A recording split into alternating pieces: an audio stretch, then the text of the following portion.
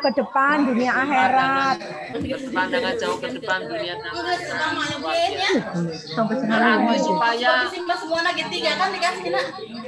Supaya kita bisa menjadi lebih baik, supaya kita bisa lebih bermakna, ataupun kita supaya bisa anak-anak kita dipersiapkan supaya bisa berperilaku baik, kemudian memiliki kehidupan yang baik. Anak-anak kita perlu dibekali apa, Bapak Ibu sekalian? Generasi muda kita, anak cucu kita, ini perlu dibekali apa, Bapak Ibu? Pengetahuan dan karakter yang kuat. Karakter yang kuat, betul Bapak Ibu. Karakter yang kuat. Tadi siapa yang jawab karakter? Saya. Siapa namanya? Bu Ois. Tolong panitia ini dapat bonus. Iya, saya Ois Fahrian. Bu Ois dari mana? Dari guru mana? Saya dari SMA Negeri 1 Rangkas Bitung, Pak. SMA Negeri 1 Rangkas Bitung. Tepuk tangan untuk Bu Ois dong. Aduh. Ya, luar biasa. Yang tepuk tangan dapat hadiah juga. Yang Oke, Bu Ois. Jadi karakter ini sesuatu yang luar biasa. Sekarang saya ingin bertanya kepada Bapak Ibu sekalian, ya. Bangsa yang akan maju, bangsa yang akan berdaya saing, dan bangsa yang akan menang dalam percaturan dunia. Apakah bangsa itu adalah harus bangsa yang paling tua umurnya di dunia? Tidak. Tidak. Belum tentu. Tidak. Ya. Tidak. Kalau bangsa yang paling tua, kita bisa sebut dong Mesir, ya, ataupun Cina. Cina mestinya dari dulu dong, ya kan? Kok baru kali ini, baru saat ini muncul, luar biasa. Apakah bangsa yang punya karakter kuat? Ya, bangsa yang punya karakter kuat. Saya tanya lagi, apakah bangsa yang akan maju, bangsa yang akan memiliki daya saing tinggi, apakah harus bangsa itu memiliki sumber daya manusia atau warga negara penduduk yang paling banyak? Tidak. Tidak. Karakternya yang kuat. Karakternya. Kalau misalkan penduduknya yang paling banyak, Indonesia dong. Amerika, Cina, ya. Tapi nanti ke depan, ini aneh ini ya. Ada satu keunikan Bapak dan Ibu. Prediksi dari World Bank, prediksi dari UNDP. Coba Bapak Ibu klik nanti setelah ini. Bangsa-bangsa yang akan menguasai dunia, bangsa-bangsa yang akan menjadi the big five ekonomi dunia, itu adalah bangsa yang memiliki jumlah penduduk terbanyak di dunia. Bapak bisa diklik omongan saya. Jadi bangsa ke depan, the big five ekonomi dunia, itu adalah bangsa-bangsa yang memiliki jumlah penduduk terbanyak. Dengan karakter yang kuat. Yaitu Cina, Indonesia, Amerika, India, itu akan menempati the big five ekonomi dunia di tahun 2035-2040. Ini adalah sebuah prediksi beberapa lembaga-lembaga dunia. Tetapi catatan, jumlah penduduk yang sangat besar itu harus berkarakter. Oke Bapak Ibu, jadi makanya kita akan bahas bagaimana pendidikan, penguatan pendidikan karakter bagi generasi muda kita. Oke Bapak Ibu, boleh nggak saya setelkan satu film untuk membuka diskusi kita bagaimana kebijakan gerakan revolusi mental dan bagaimana kebijakan penguatan pendidikan karakter yang akan kita bahas. Boleh, ya? boleh ya. Jadi sesi ini saya tidak akan terlalu tekstual, ya. Walaupun ini kajiannya adalah kajian kebijakan, saya tetap akan sodorkan beberapa regulasi. Nanti silakan di-copy. Tetapi saya akan hantarkan diskusi ini pentingnya penguatan pendidikan karakter, ya. Oke, Bapak Ibu. Kita akan lihat.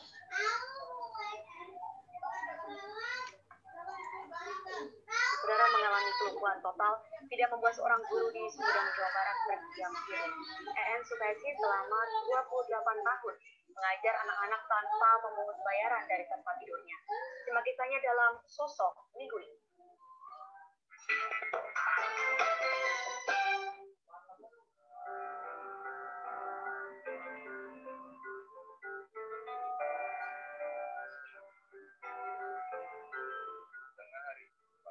SD Negeri Ciberem, Sumedang, Jawa Barat pulang sekolah. Beberapa tidak langsung pulang ke rumah, tapi mampir ke sebuah rumah sederhana.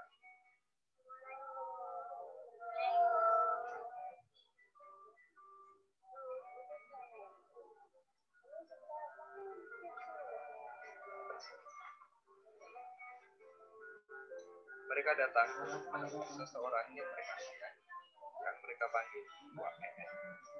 Para siswa membantu EN makan, minum, dan sholat. Setelah itu, semua bersiap mengikuti pelajaran. Apa dengan pulau apa? Bali? Pulau Bali dengan pulau Jawa. Mana? Satu lagi nih. Tubuh EN boleh dikata total. Hanya mata dan mulutnya yang bisa bergerak. Penyakit saya namanya adalah penyakit rheumatoid arthritis. Kalau istilah kedokteran, tapi menurut kita radang sendi. Yang dirasakan ya sakit sekujur tubuh, terus posisinya kalau misalnya bergeser 1 cm dari tempat semula, sakitnya bukan main. Gubernur DKI Jakarta siapa?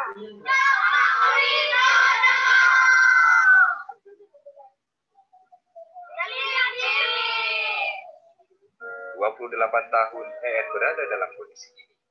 Dan selama itu pula EN membaktikan hidupnya untuk mendidik anak-anak. Senang gak sih belajar sama WN? Senangnya kenapa? Suka berbagi cerita, suka berkumpul sama teman.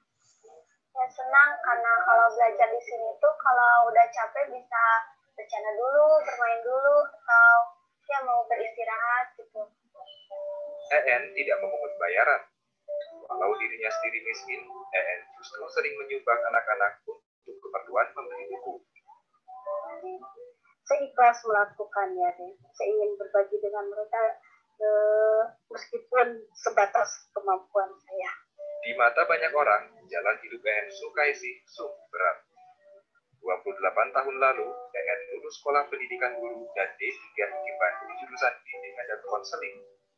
Tiba-tiba saja kelumpuhan menyerang, membuatnya gagal menjadi guru dan pegawai negeri. EN hanya bisa berbaring di tempat tidur di kamarnya yang berukuran 2x3 meter.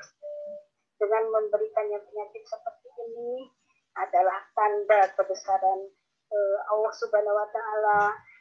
Dengan begitu kan banyak hikmah yang dapat saya raih dari sakit ini. Sempat terpuruk, bahkan divonis hanya bisa hidup seminggu lagi. Tapi jiwa EN rupanya tak terkalahkan.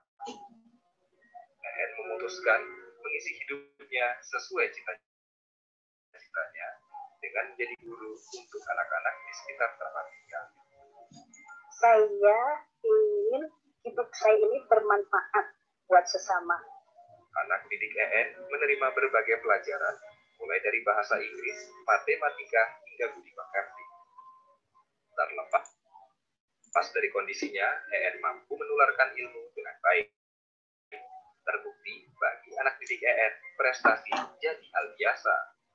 Di antara 30-an anak yang sekarang rutin datang ke rumah EN, 6 jadi peringkat pertama di kelas, yang lain peringkat 10 besar. Ada juga yang akhirnya menerima beasiswa masuk perguruan. Gratis biaya S1 selama 4 tahun membuat saya termotivasi untuk tidak selalu mengeluh, untuk selalu optimis dalam menjalani hidup. Alhamdulillah dapat. Ranking berapa? Ranking ketiga. EN telah jadi panutan. Anak-anak dan warga sekitar telah biasa curhat pada sang guru. Alhamdulillah kan kita kadang kalau punya suka tua EN, alhamdulillah terasa sama saya kan suka dulu ya, suka ini, suka curhat tentang kehidupan depan tentang apa gitu.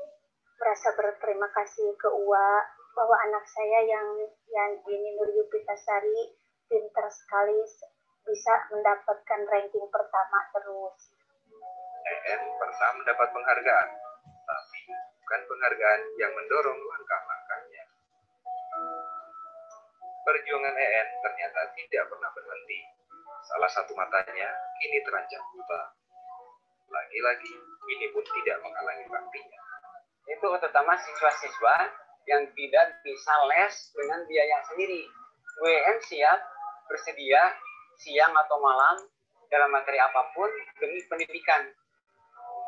Melalui jalan hidupnya, mulai hampir 30 tahun lalu, ratusan anak-anak sudah mendapat ilmu kehidupan dari EN sang ibu.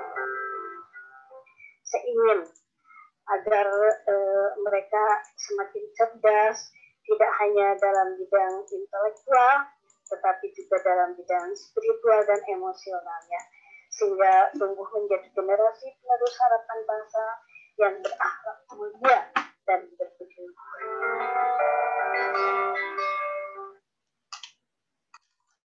Oke, Bapak dan Ibu sekalian, apa yang bisa kita tangkap dari pesan Ibu EN tadi? Nah, silakan kesan-kesan Bapak dan Ibu sekalian dituangkan di dalam chat. Kan ada chat kan di situ? Silakan ditulis. Kesan Bapak dan Ibu terhadap Ibu EN dalam upaya penguatan pendidikan karakter kepada anak didiknya. Itu tidak di sekolah. Itu tidak dalam kondisi yang normal seperti kita, bisa berdiri, bisa berjalan. Tetapi kondisinya luar biasa. Ya, bahkan terjadi kelumpuhan itu tidak membuat Bu EN berhenti untuk membina karakter dari anak-anak kita. Nah, silakan Ibu, Bapak tulis pesan dan kesan apa terhadap Ibu EN. Silakan di forum chat, itu kan ada di Zoom. Silakan klik chat to everyone. Sehingga semua orang bisa membaca pesan apa yang kita tangkap dari Ibu EN itu. Oke, dan saya harapkan semuanya video bisa ditampilkan Bapak Ibu, ya.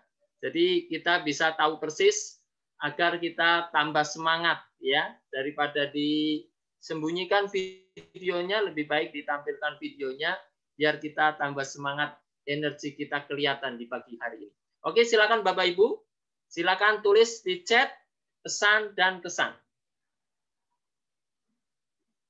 Saya akan lihat di chat ini, ya. Silakan Bapak Ibu. Ya.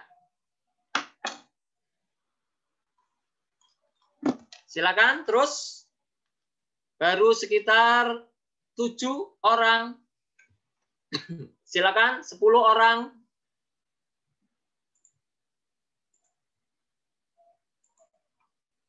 Ya, silakan terus. Oke, terus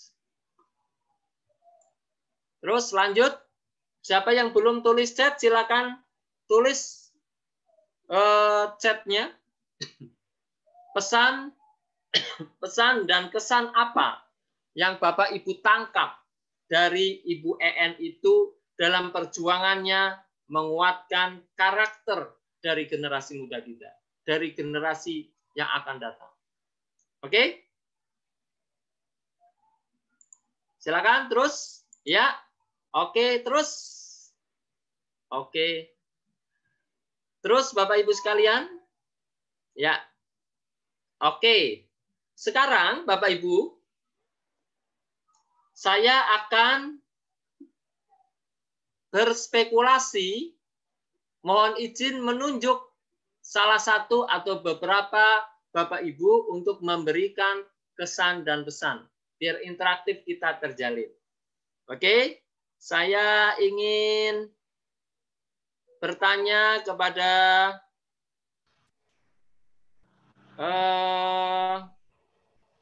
Bapak Teddy Herwandi. Silakan Bapak Teddy Herwandi.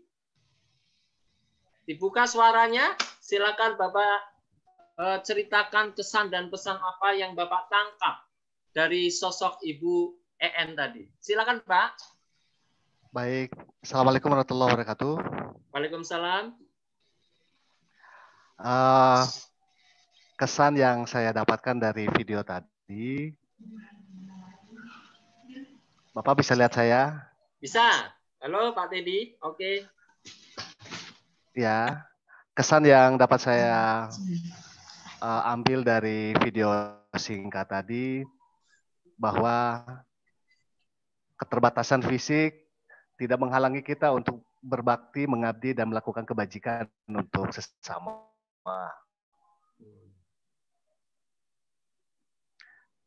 Dan yang selanjutnya, pesan saya yang paling utama adalah bahwa al-adabu fauqal ilmi, bahwa adab, karakter itu di atas melebihi ilmu.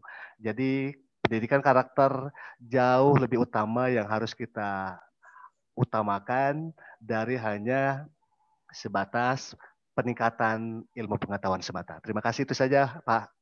Assalamualaikum warahmatullahi wabarakatuh. Waalaikumsalam warahmatullahi wabarakatuh. Luar biasa Bapak. Jadi pendidikan karakter itu di atas ilmu pengetahuan, ya, adab ya. Intinya orang bisa adab, bisa berkarakter, ini adalah sesuatu yang lebih tinggi ya menurut Bapak Teddy Herwandi. Bapak Teddy, bolehkah saya bisa bertanya, apakah sistem pendidikan sekarang, Bapak guru SMP, SMA? SMA. SMA. Apakah yang Bapak selami selama menjadi guru SMA, sistem pendidikan sekarang, apakah sudah bisa membuat anak didik kita berkarakter, berkebudayaan, beradab, bermoral, beretika, Bapak? Silakan Pak, kasih pendapatnya. Baik. Pengalaman selama 17 tahun saya mengajar. Saya guru pendidikan agama Islam, Bapak. Oh iya. Ada kaitannya sebenarnya dengan pendidikan karakter atau kita namakan dengan akhlak.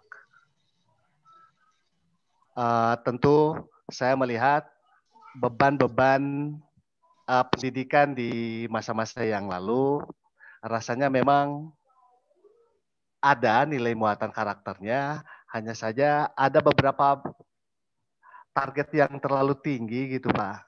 Dari hanya sebatas kita menekankan kepada aspek karakternya. Jadi target-target kurikulum kita banyak, sehingga terlupakan bahwa ada hal ruang yang harus kita isi dalam pembelajaran di sekolah, seperti itu. Iya, iya, iya. Ada ruang-ruang yang kosong apa yang misalkan Bapak bisa ingin ungkapkan di sini, biar kita, Bapak Ibu, kita sharing ya Bapak Ibu ya, dari kita oleh kita untuk kita. Silakan Bapak. Saya melihat guru dihadapkan dengan berbagai macam ragam siswa. Tentu kita sebagai guru, saya pribadi, saya melakukan pembelajaran tidak langsung fokus ke dalam materi-materi pembelajaran, tapi saya jauh lebih bagaimana menyapa mereka, menanyakan kabar kesehatan mereka, menanyakan keluarga mereka, agar situasi seperti ini menurut saya akan membuat rasa percaya diri pada siswa. Karena kita tidak tahu situasi dan kondisi yang ada di tempat tinggal mereka, Bapak. Iya, iya. Jadi saya mencoba mendekati, saya menanyakan pengalaman apa yang paling berharga di pekan ini, pengalaman apa yang tidak terlupakan di pekan ini. Ini membuat interest sendiri buat antara guru dengan siswa, seperti itu. Jadi tidak toh kita melaksanakan pembelajaran kepada KD, kepada tujuan, kepada tidak seperti itu. Menurut saya ada jiwa-jiwa dan ruang yang kosong yang harus kita isi di sana, sehingga menurut saya belajar itu bisa dilakukan di mana saja ketika kita sudah memberikan dorongan-dorongan, motivasi dan kepedulian kita terhadap anak. kami tahu semua anak punya persoalan, bahkan guru pun kan punya persoalan di rumahnya. Oleh sebab itu, kita memang harus terlihat lebih seperti tidak bermasalah gitu. Jadi jangan sampai membawa masalah ke dalam kelas sehingga semuanya penuh masalah gitu, Pak. Jadi dari kitanya dulu, dari gurunya dulu yang menunjukkan bahwa memang kita tidak menunjukkan punya persoalan, sehingga kita bisa membuka kesempatan kepada anak-anak untuk mencurahkan apapun persoalannya secara individu. Terima kasih, itu aja, Pak. Assalamualaikum warahmatullahi wabarakatuh. Terima kasih Pak Teddy. Jadi ada hal ruang kosong yang bisa dimanfaatkan guru, ya. Jadi antar ruang kosong bukan berarti jam kosong, beda ya. Jadi umpama kita adalah guru matematika, guru bahasa Inggris, guru bahasa Indonesia, ataupun guru agama sendiri. Kita tidak hanya berkewajiban memberikan transfer knowledge saja, transfer pengetahuan saja, tetapi kita bisa memberikan pendidikan akhlak di situ, pendidikan karakter di situ. Apapun mata pelajarannya. Mungkin begitu ya Pak Teddy ya. Jadi ada sisipan-sisipan untuk mendorong siswa supaya lebih bermotivasi, memiliki cita-cita tinggi. Dan untuk kita bisa menuju ke sana, maka kita harus mereformasi diri kita sendiri. Ya, dengan penampilan yang baik, dengan tutur kata yang baik, dengan adab yang baik terhadap siswa. Mungkin kurang lebihnya seperti itu. Terima kasih, luar biasa nih Pak Teddy ya. Waduh, terima kasih Pak pencerahannya. Nanti kapan-kapan saya ingin diskusi lebih dalam dengan Pak Teddy, insya Allah. Amin. Oke, sekarang satu lagi, Mama Rohmah. Ada Mama Rohmah? Silakan Mama untuk bisa memberikan pendapatnya. Kami persilakan Mama. Mamah Rohmah di sini tulisannya. Jadi saya panggil Mamah Rohmah. Silakan Mamah Rohmah ada? Ada, silakan Mama.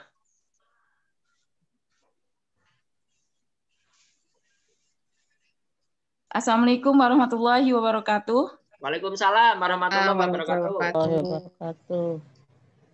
Untuk pesan apa yang tadi divideokan mengenai penyampaian pendidikan karakter, bahwa dengan adanya peristiwa-peristiwa yang bisa membuat perubahan ke arah yang lebih baik, itu adalah menjadi bekal untuk kita semua. Sehingga saya sebagai guru, Mama Rohmah Pak, iya, Mama Rohmah. Ya, sama di SMA 1 Pandeglang, bahwa penyampaian dengan peristiwa-peristiwa itu dapat membuat anak-anak artinya motivasi ke arah yang lebih baik. Dan mereka tentunya terasa menghadapi keadaan yang berbeda tadi.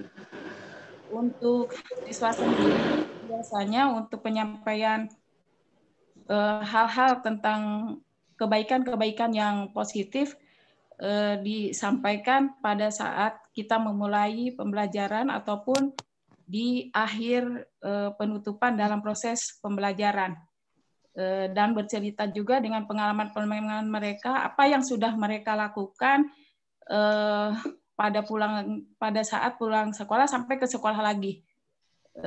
Artinya di sana ada sebuah renungan sehingga membawa perubahan ke arah yang lebih baik. Ya. Itu saja barangkali Bapak yang saya sampaikan. Oke, terima kasih Mama Rohmah, luar biasa pencerahannya. Jadi dimanapun kita berada, mata kuliah apapun kita mengampunya, kita bisa memberikan motivasi kepada anak. Kita bisa memberikan spirit kepada anak.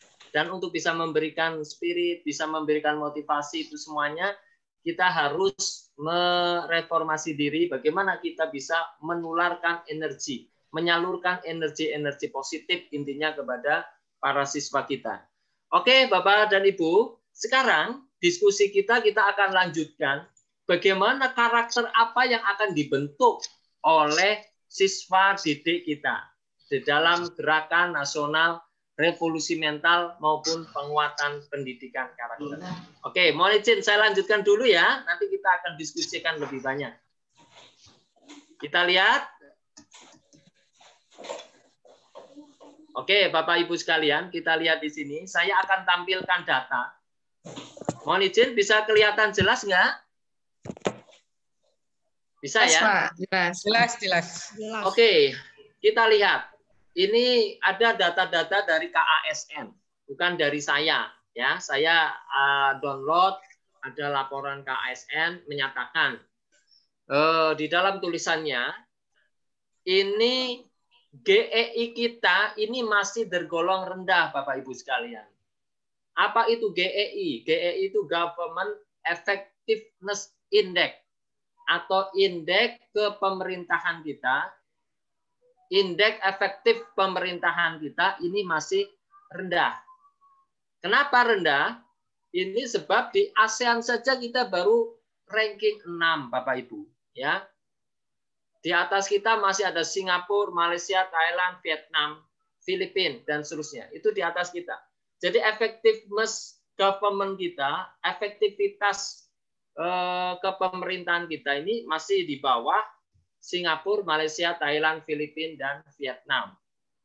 Ya, ketika kita masuk di dalam tingkat internasional, maka efektivitas indeks efektivitas pemerintahan kita ini nomor 113 di dunia.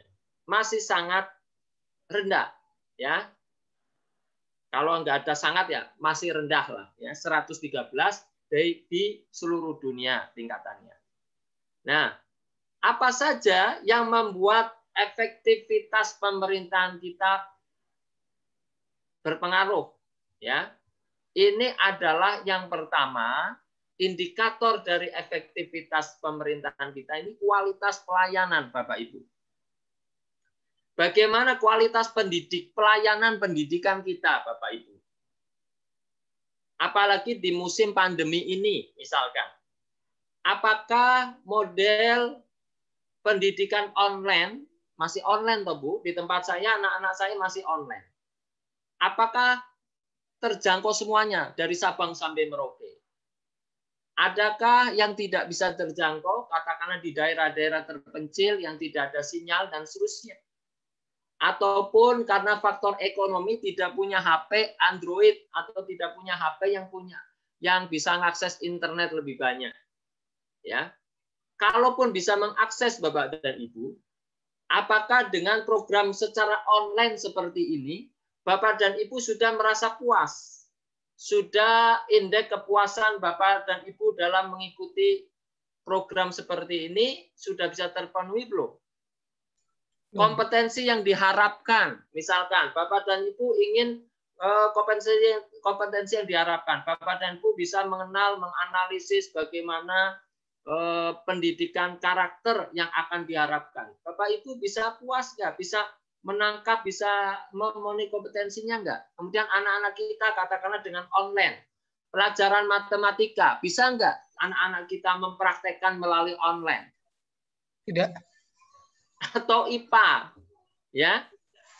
Jangan-jangan yang repot Bapak dan Ibu adalah ibu-ibunya yang di rumah.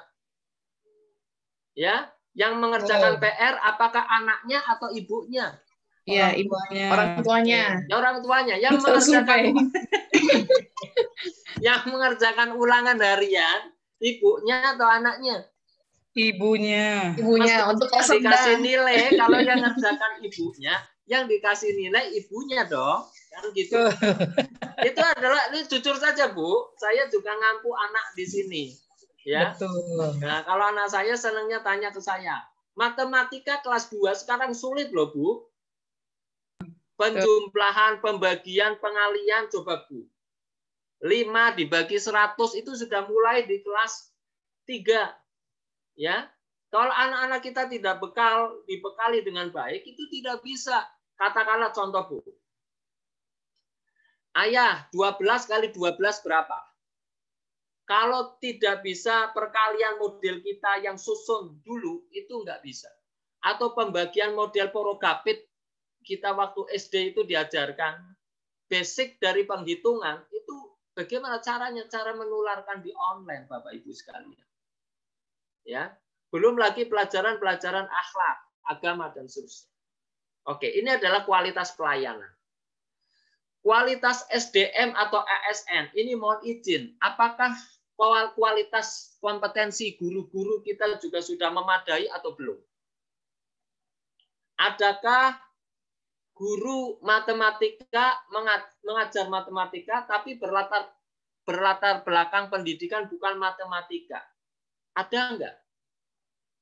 Adakah guru bahasa Indonesia yang mengajarkan bahasa Indonesia tetapi tidak berlatar belakang pendidikan bahasa Indonesia? Nah, ini kualitas SDM ini juga mempengaruhi. Ini saya lingkup pendidikan saja karena Bapak dan Ibu ada dari pendidikan, kaum pendidik. Kemudian independensi ASN dan intervensi politik Bapak dan Ibu. Apakah guru-guru yang mengajar itu telah independen atau netral, netralitas politik?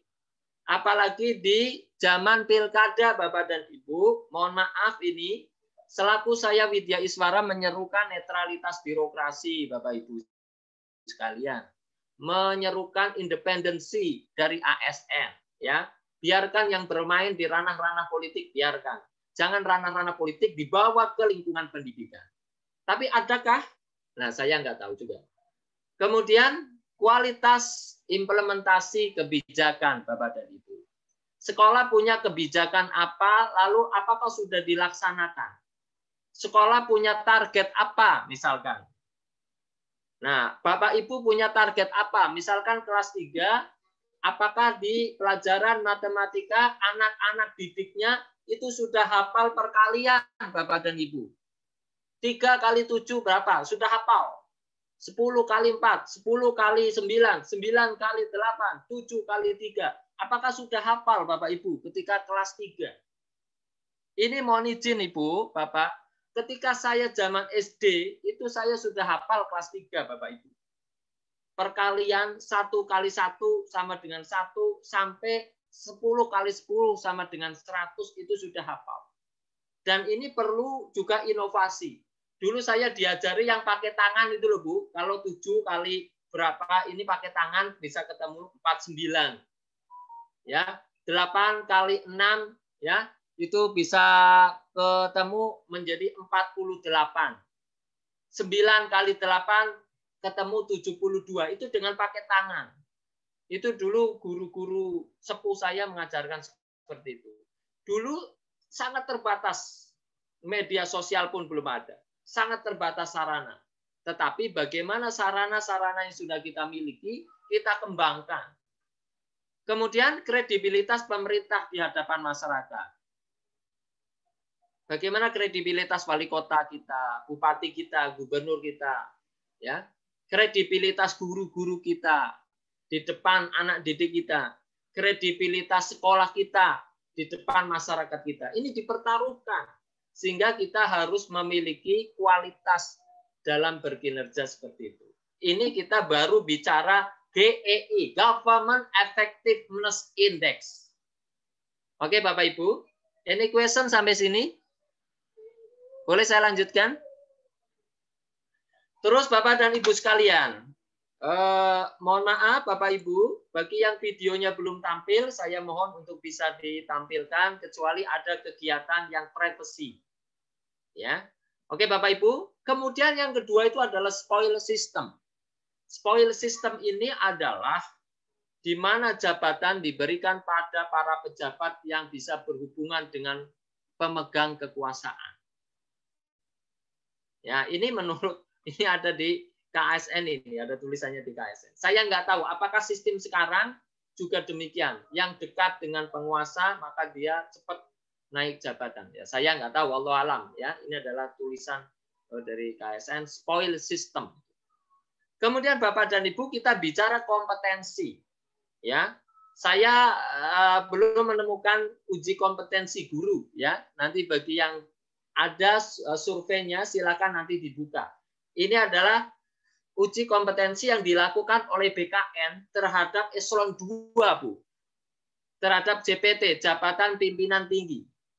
Diuji kompetensikan di tahun 2015, dari 2016 JPT, hasilnya nih, Bu. JPT yang memiliki kompetensi dan memiliki potensi tinggi hanya 8,88%.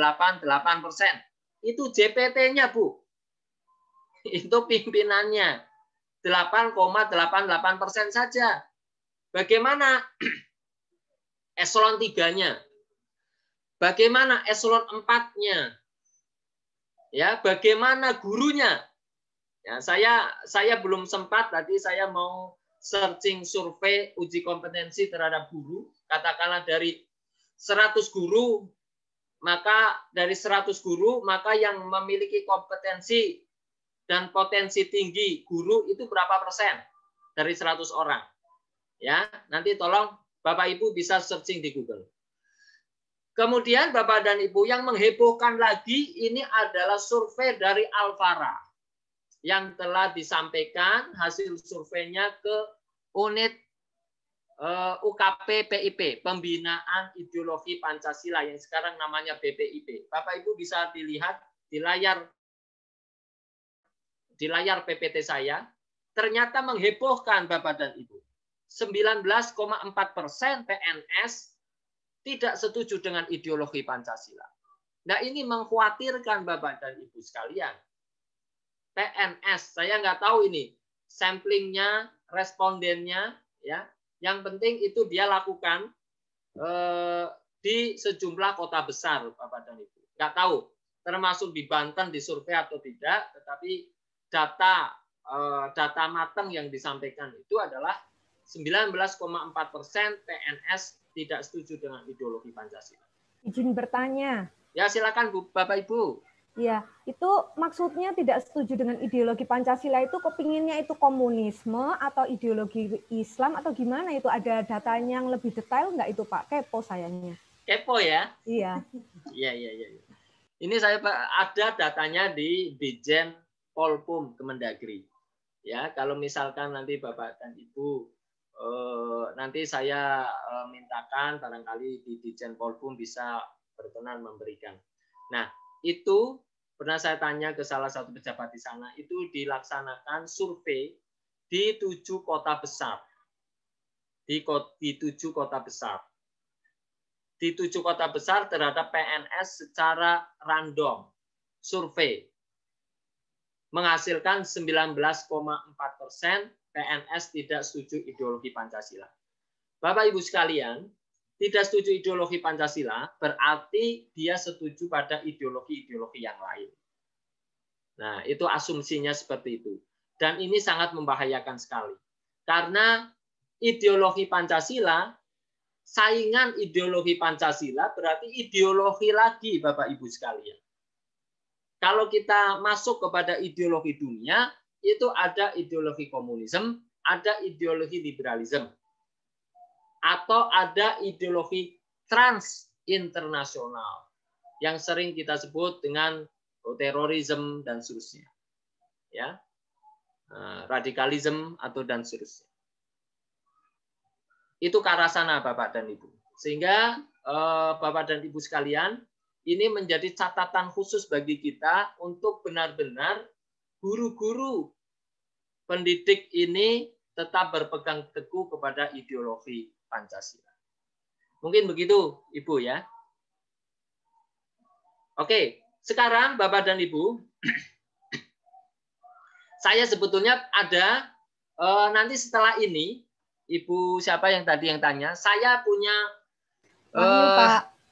Ya, gimana? Ya, nama saya Wahyu. Oh ya, Bu Wahyu. Yeah. Ibu Wahyu, saya nanti setelah ini saya akan tampilkan karena sesi besok saya masih ampuh. Saya akan tampilkan beberapa survei. Yeah. Termasuk bagaimana anak didik kita dari 100 orang manusia, dari 100 orang warga negara Indonesia, berapa yang hafal sila Pancasila? Itu ada surveinya. Dari 100 orang warga negara, Ya. Emang dulu nggak di screening dulu ya masuk PNS-nya ya? Ya itu 100% warga negara, Bu, bukan hanya PNS. Nah, saya akan tampilkan data tapi besok. Negara. Ya. Kalau yang PNS harusnya di screening dulu ya. Itu random nggak itu nanti, Pak? Kenapa, Pak? Kayaknya random atau tidak? Random itu, random. Okay, modelnya random sampling. Ya. Kemudian saya akan tampilkan besok saja dari 100% warga negara berapa persen yang hafal lagu-lagu kebangsaan, ya, lirik lagu, ya, dan seterusnya. Itu besok ada, nanti saya akan sampaikan. Dan ini menjadi catatan bagi kita bahwa penguatan pendidikan karakter itu penting sekali, terutama karakter kebangsaan Indonesia, Bapak Ibu sekalian. Jangan biarkan anak-anak kita itu pinter hanya matematika saja, Bapak Ibu. Sangat setuju. Tetapi tidak bisa mendoakan orang tuanya ketika kita meninggal dunia, Bu. Nah, itu tragis sekali. Astagfirullah. Bapak dan Ibu mencetak anak dengan jutaan, ratusan juta rupiah, tetapi Bapak dan Ibu lupa. Tidak bisa menciptakan anak yang bisa mendoakan Allahumma firlaha warhamha. Robir firli wali walidaya. Apa Bapak Ibu tidak meneteskan air mata? Ya, jangan biarkan anak-anak kita pinter teknologi saja, tetapi tidak bisa. Bagi yang Muslim baca Al-Quran, bagi yang Kristiani baca Alkitab yang lain. Betul. Nah ini siapa yang nyetel musik ini? Oke, pendidikan karakter. Pendidikan karakter termasuk karakter pendidikan agama, pendidikan moral. Jangan biarkan anak-anak kita hanya hafal IPA, tetapi tidak tahu mana pahlawan kita Imam Bonjol, Pangeran Diponegoro, Sultan Ageng Tirtayasa. Tidak tahu, Bu. Ini sangat miris. Ya, jangan sampai anak-anak kita pinter bahasa Inggris, hanya pinter bahasa Inggris tetapi tidak hafal sila-sila Pancasila. Ini dasar negara yang luar biasa, Bapak Ibu sekalian. Saya kalau berbicara seperti ini berapi-api, Bapak Ibu. Karena saya miris. Jadi aja sih kalau kita dulu lagu tuh dites lagu kebangsaan gitu kan. Ya, betul nggak Bapak Ibu? Setuju nggak dengan pendapat saya? Setuju. Bapak dan Ibu, mendidik anak saat ini. Assalamualaikum Bapak Ibu sekolah. Ya, Waalaikumsalam Bapak. Ada tanggapan? Ya. Enggak, saya mau keluar sebentar. Ini saya Joko Swigno Pak dari SMA Negeri 2 Rangkas Bitung. Oh iya Bapak. Ini Bapak sudah menampilkan 2 dari World Bank dengan dari hasil survei IPO. Oh ya. Itu saya tanggapinnya agak berbeda ini. Tidak kontras. Kalau di atas ini kita berada di bawah sekali ini Pak. Ya, bahwa kualitas pelayanannya kita lemah sekali, menyedihkan ini Pak. Tapi begitu hasil IPO Indonesia Political Opinion, kita kinerjanya baik.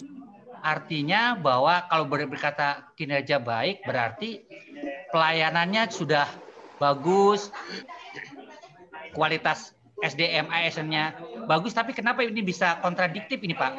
Apa obatnya yang salah atau apanya yang salah? Mohon tanggapan dari Bapak ini Pak. Oke, Bapak. Terima kasih. Assalamualaikum warahmatullahi wabarakatuh.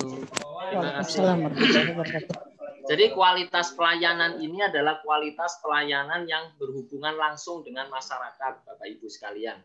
Sedangkan di IPO ini adalah survei terkait dengan kinerja kementerian dan lembaga.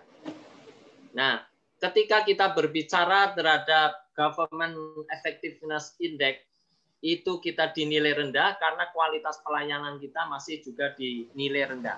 Kualitas pelayanan di sini adalah kualitas pelayanan yang langsung berhubungan dengan masyarakat, seperti misal pendidikan, kesehatan, ketenaga kerjaan, perumahan, dan seterusnya. Atau pekerjaan umum, jalan, infrastruktur, dan seterusnya. Yang langsung bersentuhan dengan masyarakat.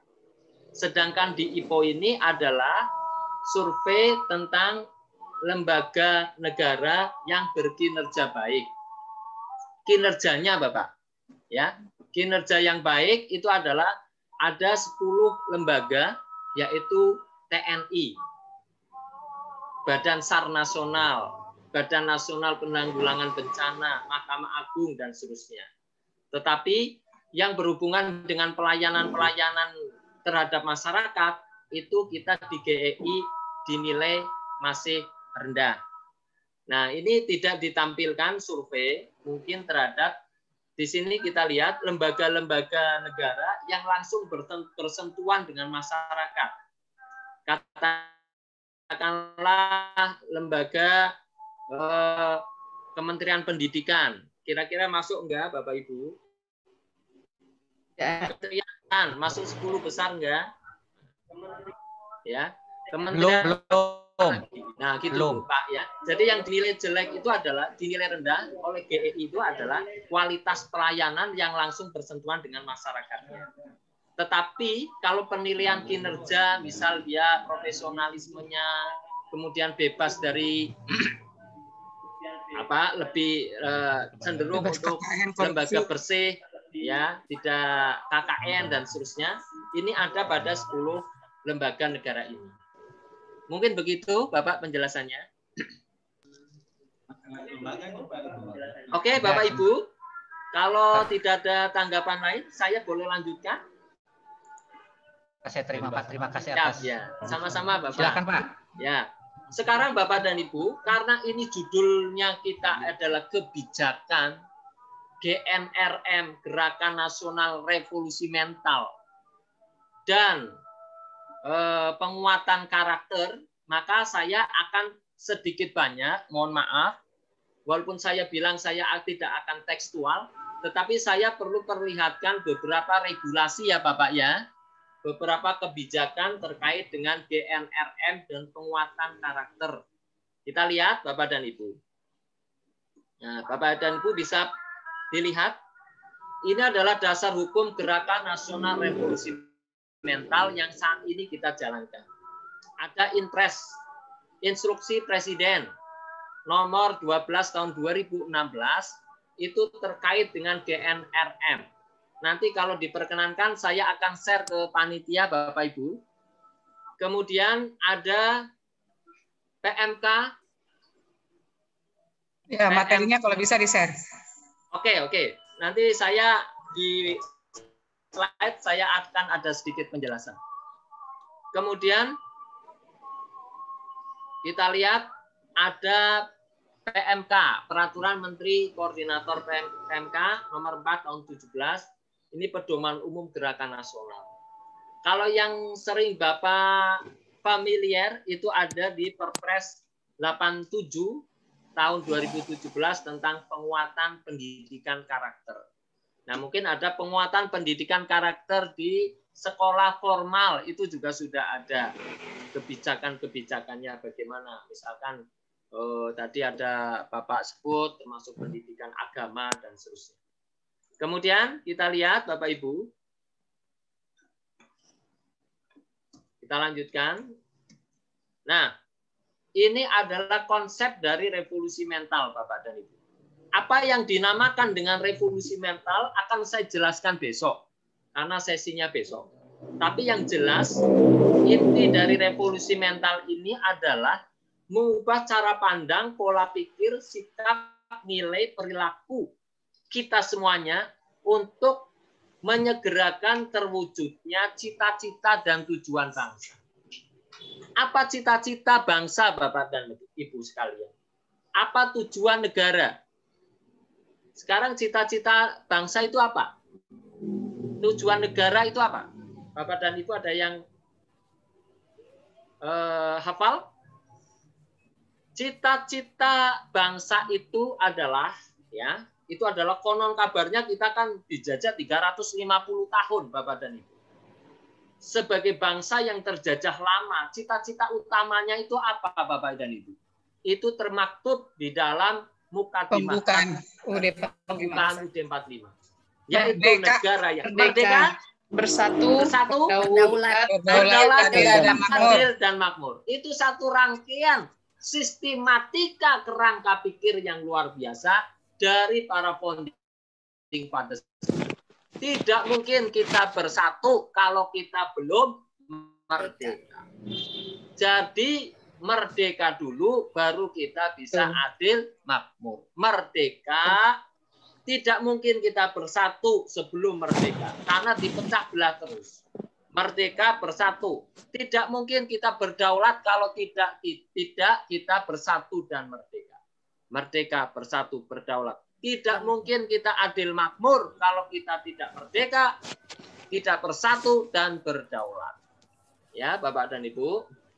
Kemudian kita 3 area perjuangan juga akan saya jelaskan besok. Apa area-area perjuangan di dalam revolusi mental? Ya, nanti adanya perundang-undangan, manajemen, kemudian ada kesejahteraan rakyat dan sebagainya. Saya akan jelaskan besok. Kita akan lewati. Nah, ini bagaimana hubungan PPK dan GNRM, Bapak Ibu sekalian. Mudah-mudahan tulisan saya bisa jelas terbaca. Pendidikan penguatan karakter atau yang saya sebut PPK, GNRM atau Gerakan Nasional Revolusi Mental, apa hubungannya Bapak dan Ibu sekalian? Kebijakan PPK, pendidikan penguatan karakter itu terintegrasi menjadi bagian dalam sistem Gerakan Nasional Revolusi Mental. Di dalam GNRM ini termasuk penguatan karakter, sehingga nanti ada peraturan presiden terkait dengan penguatan karakter. Nanti kita akan bahas satu persatu. Ya, terintegrasi dalam GNRM yaitu perubahan cara pikir, bersikap, bertindak menjadi lebih baik. Nilai-nilai utama penguatan karakter itu Bapak dan Ibu sudah pernah membuka tentang regulasi PPK. Nanti saya share juga boleh. Religius, nasionalisme, mandiri, gotong royong, dan integritas. Jadi intinya Bapak dan Ibu, GNRM adalah gerakan kolektif bersama seluruh komponen bangsa. Di dalam gerakan kolektif bersama seluruh komponen bangsa untuk menggelorakan revolusi mental, termasuk di dalamnya itu tersistematis, terintegrasi adalah pendidikan penguatan karakter. Nah, bagaimana cara menghubungkannya? Ini kita seperti ini, Pak. Filosofi pendidikan karakter menurut Ki Hajar Dewantoro itu ada olahraga, ada olah hati, olah karsa, olah pikir, sehingga ada sebutan cipta, rasa, karsa yang menghasilkan sebuah karya, yaitu budaya, yaitu peradaban. Ketika cipta, rasa, karsa kita bisa olah menjadi sebuah karya-karya besar, disitulah peradaban bangsa menjadi peradaban bangsa yang lebih maju dibanding bangsa-bangsa lain. Tetapi selain cipta, rasa, dan karsa, kita harus juga sehat fisik. Apalagi musim pandemi, sehingga ada olahraga. Bapak dan Ibu, kalau kita lihat di pasal 3 Perpres 87 2017, saya ada, nanti saya share tentang pendidikan penguatan karakter, itu ada nilai-nilai. Nilai-nilainya ada religius, jujur, disiplin, kerja keras, rasa ingin tahu, demokratis, semangat kebangsaan, cinta tanah air, dan seterusnya ini. Gemar membaca, Bu. Nah, termasuk gemar membaca, saya ini prihatin sekali, Bu. Survei, apakah kita gemar membaca atau tidak? Silakan dilihat surveinya. Apakah saya juga gemar membaca atau tidak? Saya yang tahu jawabannya. Apakah Bapak dan Ibu gemar membaca atau tidak? Bapak dan Ibu yang tahu jawabannya. Nah, Bapak Ibu sekalian, kita lihat. Ini ada Ini ada apa namanya?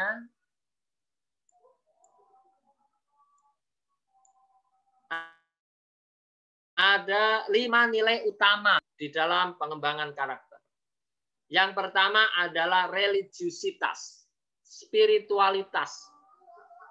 Anak didik kita diberi bekal religiusitas, akhlak yang baik. Kita akan membentuk manusia Indonesia seutuhnya adalah manusia Indonesia yang berakhlak, manusia Indonesia yang melek iptek, berdaya saing tinggi, memiliki talenta, melek bahasa asing, tetapi akhlaknya juga harus baik.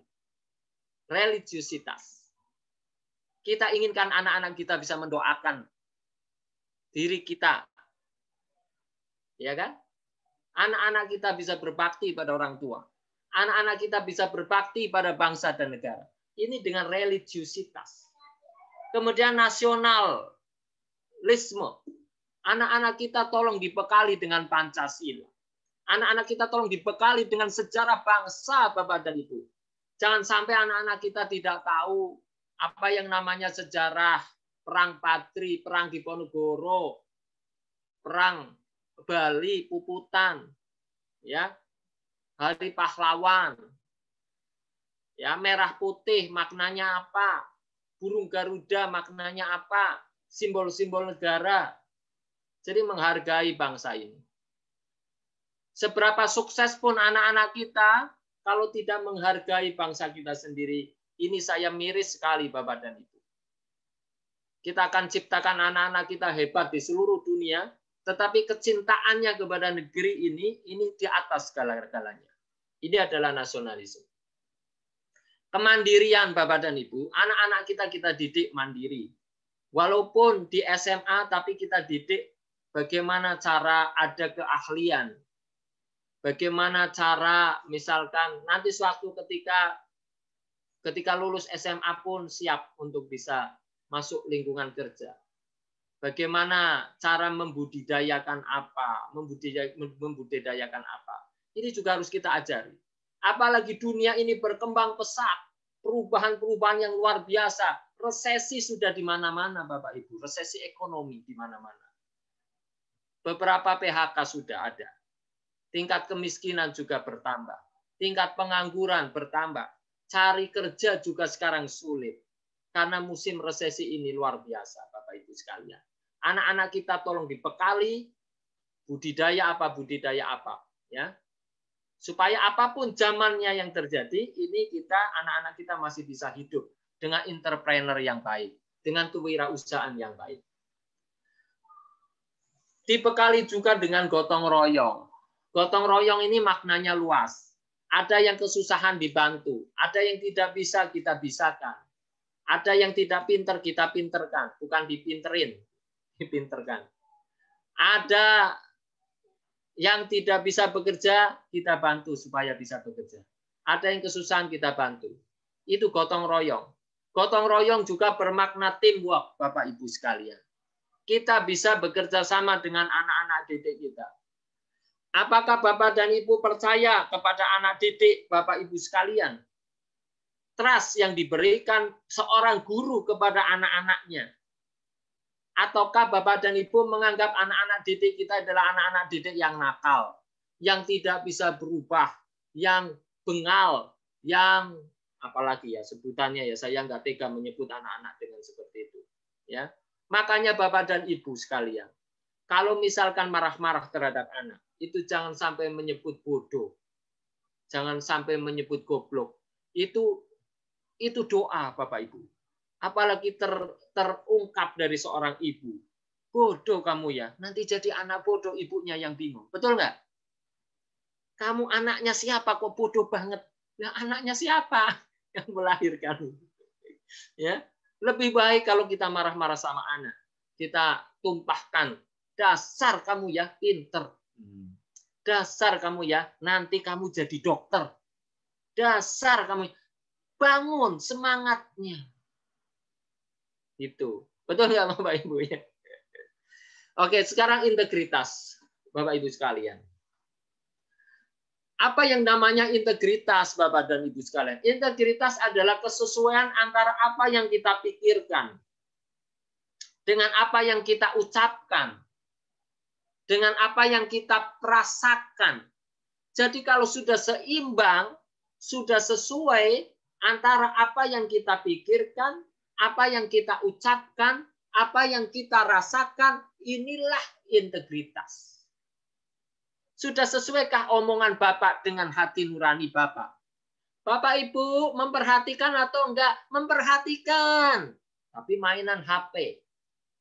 Itu integritas atau tidak? Apa yang diucapkan dengan apa yang dilakukan berbeda. Bagaimana kita bisa menularkan energi-energi positif terhadap anak didik kita? Bapak dan Ibu, apakah Bapak dan Ibu percaya kepada kepala sekolah? Percaya, Pak. Saya dukung sepenuhnya. Tapi di belakang grundel, gosipin, ngerasani kepala sekolah, misalkan seperti itu. Ya, ini integritas adalah kesesuaian antara ini, apa yang kita pikirkan, apa yang kita bicarakan, apa yang kita rasakan, dan apa yang kita perbuat, ini sejalur, sama. Dan itu akan menghasilkan produk yang namanya jujur, yang namanya disiplin, yang namanya apalagi santun, yang namanya berani membela kebenaran, dan seterusnya. Ya, itu adalah integritas. Ini juga harus dibekali. Ini kurang lebih, Bapak dan Ibu, karakter yang akan kita bangun berdasarkan Perpres 87 tahun 2017. Mohon izin, barangkali saya menggurui atau tidak, saya tidak bermaksud menggurui. Ya. Oke, Bapak dan Ibu, kita lanjutkan. Bapak dan Ibu, kita lanjutkan. Ini bagaimana kita mau membangun generasi yang seperti apa, Bapak dan Ibu? Adalah generasi emas di tahun 2045 yang dibekali dengan keterampilan abad ke-21, Bapak Ibu.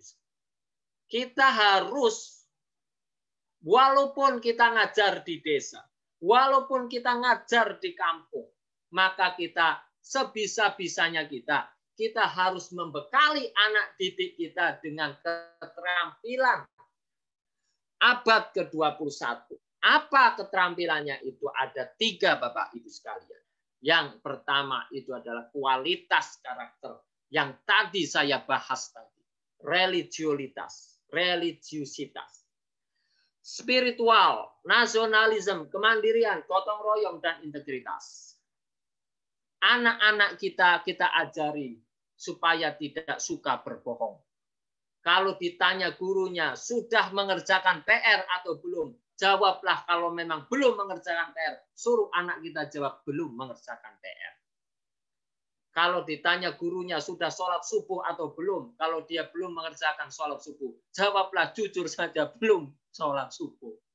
Begitu, ya. Jadi bisa, oh kamu belum sholat subuh, kamu besok harus sholat subuh. Diperbaiki.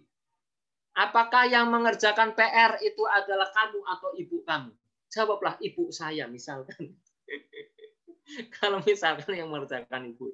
Tapi ini sulit ya Pak ya, ya Bu ya.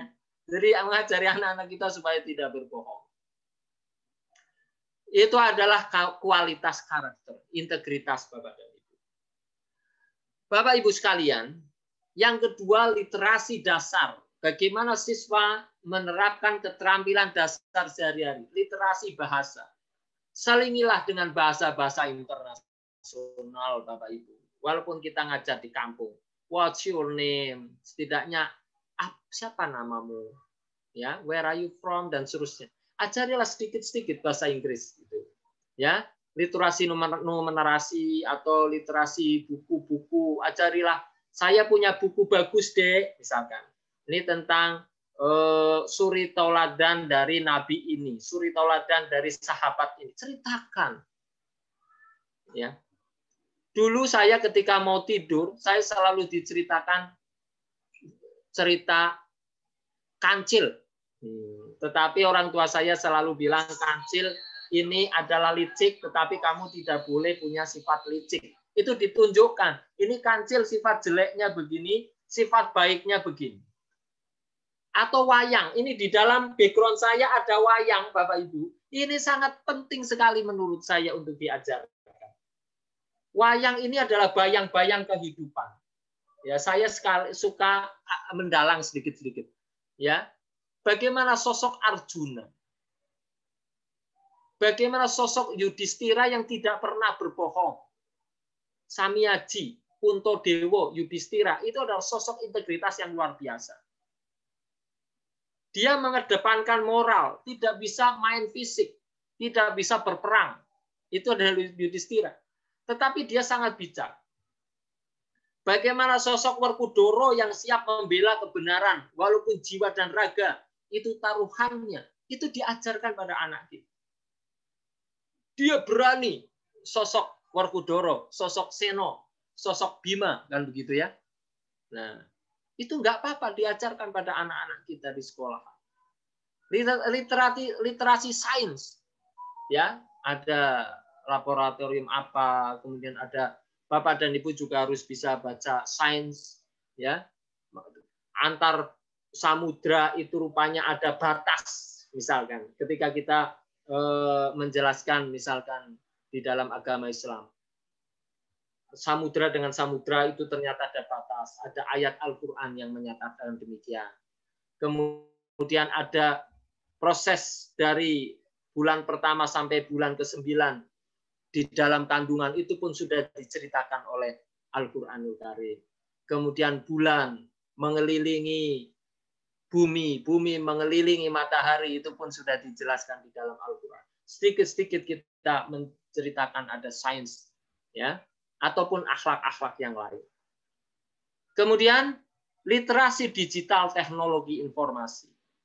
Ya, supaya anak didik kita nantinya juga melek terhadap digitalisasi teknologi.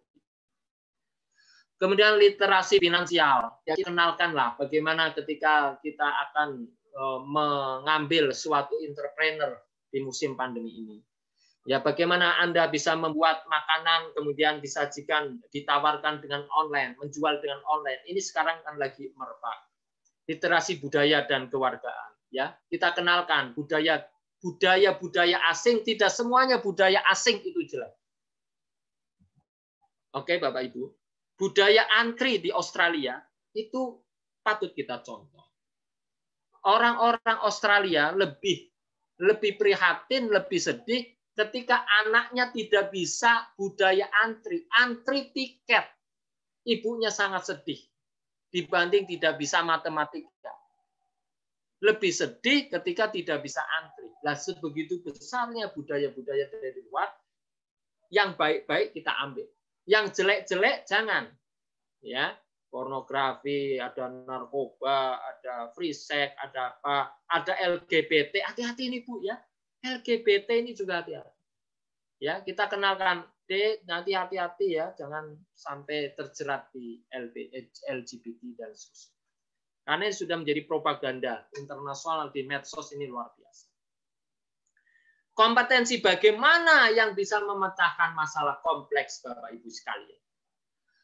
Ini adalah yang perlu dibekali kepada anak didik kita sesuai dengan Perpres 87 tadi tentang penguatan pendidikan karakter. Karena saya harus bicara kebijakan, maka saya bicara seperti itu. Adalah anak-anak supaya berpikir kritis. Biarkan anak-anak bertanya. Ya, tetapi kita juga harus mampu menjawab dengan santun. Misalkan ada fenomena politik yang saat ini sedang luar biasa. Anak-anak kita bertanya, jelaskan. Tetapi dengan koridor, kita adalah seorang guru, Bapak Ibu ya. Jangan kita nambahi manas-manasin, itu juga tidak baik. Ya, berpikir kritis kita kembangkan. Dan kita kembangkan misalkan berpikir kritis sains. Mah, kenapa sih kepompong bisa jadi kupu-kupu? Mah, kenapa sih itu telur bisa menetas ketika diangkremin? Itu harus kita bisa jelaskan juga daya kritis. Tuhan itu di mana, misalkan. Itu kan guru agama menjelaskan dengan baik. Ya, itu pertanyaan-pertanyaan kritis ini supaya kita jelaskan sebagai kita seorang guru. Jangan kita sebagai seorang provokator. Ya. Kemudian kreativitas yang kita kembangkan. Kreativitas yang kita kembangkan adalah ya silakan siswa diajar kreatif. Ya. Kemudian komunikasi. Ajarkan anak-anak kita berkomunikasi secara santun, Bapak Ibu sekalian. Saya miris ketika ada anak berkomunikasi dengan gurunya itu tidak memakai adab, tidak memakai etika. Ini saya sangat miris sekali. Ya. Zaman saya, Bapak Ibu sekalian. Saya dididik di lingkungan adat, mohon maaf ini, di lingkungan adat Jawa. Ya, ketika saya akan lewat di depan guru saya membungkukkan badan. Nuwun sewu Bapak, begitu. Adakah anak-anak sekarang seperti itu? Mungkin harusnya masih ada dan harus kita tanamkan seperti itu. Komunikasi. Ya. Kalaupun tunjuk jari, nuwun sewu Bapak, mohon bertanya, mohon izin bertanya. Diajari adab-adab untuk berkomunikasi yang baik. Ya. Adakah anak didik kita yang berani menunjuk kita? Bapak, jangan seperti itu. Wah, ini. Ibu, jangan seperti itu. Ya, misalkan. Ajari adab-adab komunikasi yang baik. Kolaborasi. Ajarkan anak-anak kita bisa bekerja sama dengan siapapun. Bisa bekerja sama dengan lain suku. Karena nanti pada saat dewasanya Bapak Ibu sekalian, anak-anak kita akan terjun di masyarakat yang beda agama, masyarakat yang beda suku, beda warna kulit, beda bahasa lokal Bapak Ibu sekalian. Saya dididik di lingkungan Jawa.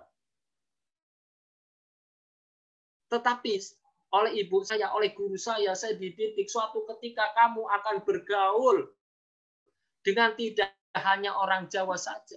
Ternyata benar ketika saya bekerja menjadi PNS di Kementerian Dalam Negeri. Teman saya banyak yang Batak, banyak yang Sunda, banyak yang Betawi, banyak yang Aceh, banyak yang Minahasa, banyak yang Papua. Saya bergaul luas dengan teman-teman saya yang lain agama. Bagaimana sikap saya? Menghargai, menghormati, toleransi, tenggang rasa, saling bantu. Gitu. Kalau ini semuanya Bapak dan Ibu sudah bisa kita tanamkan dalam diri anak-anak kita, insya Allah generasi emas 2045 tahun tepat Indonesia berulang tahun emas, kita akan the big five ekonomi kita akan capai. Saya optimis dan insya Allah kita bertawakal kepada Allah SWT. Kita lihat Bapak dan Ibu, ini kita masuk kepada Gerakan Nasional Revolusi Mental. Ya, Bapak dan Ibu kita lihat capaiannya bagaimana. Ternyata capaian pembentukan gugus tugas kabupaten, kota, serta provinsi. Saya nggak tahu di kabupaten kota masing-masing Bapak Ibu di Banten atau di provinsi Banten. Sampai dengan Januari 2020 baru 75 kabupaten yang memiliki gugus tugas Gerakan Nasional Revolusi Mental. Atau sekitar 14%,6. Dan 21 provinsi itu sudah ada gugus tugas atau baru 61,8%. Itu per Januari 2020 Bapak Ibu sekalian. Kemudian Bapak Ibu sekalian, ini ada data-data yang menunjukkan kita belum maksimal ya untuk melaksanakan Gerakan Nasional Revolusi Mental. Capaiannya ya, dilihat dari capaiannya. Capaian gugus tugas, capaian indeks, dan seterusnya. Oke, Bapak dan Ibu sekalian. Nah, ini adalah, mohon izin saya sedikit agak tekstual ya, Bapak Ibu. Ya. Tadi saya bilang saya tidak akan tekstual, tapi karena ini adalah kebijakan, mau tidak mau saya harus tekstual. Revolusi mental dalam RPJMN 2020. Nah, nanti bisa di searching di Google, Perpres nomor 18 tahun 2020. Nah, Ini ada 4 pilar dalam RPJMN. Kelembagaan politik dan hukum yang mantap, kesejahteraan masyarakat yang terus meningkat, struktur ekonomi yang semakin maju, terwujudnya keanekaragaman hayati dan terjaga. Di mana posisi revolusi mental di RPJMN? Nah, kita lihat, ini ada 7 agenda di RPJMN. Ini revolusi mental, kita lihat di lingkaran nomor 4, Bapak Ibu. Kita lihat 1, 2, 3, 4. Revolusi mental dan pembangunan kebudayaan. Ya. Bagaimanakah revolusi mental dan pembangunan kebudayaan? Kita lihat di prioritas nasional 4, ya, prioritas nasional 4, 1, 2, 3, 4. Di prioritas nasional 4, revolusi mental dan pembangunan kebudayaan, kita ada di program prioritas pertama, yang merah Ibu. Ini kan ada program prioritas 2, 3, dan seterusnya.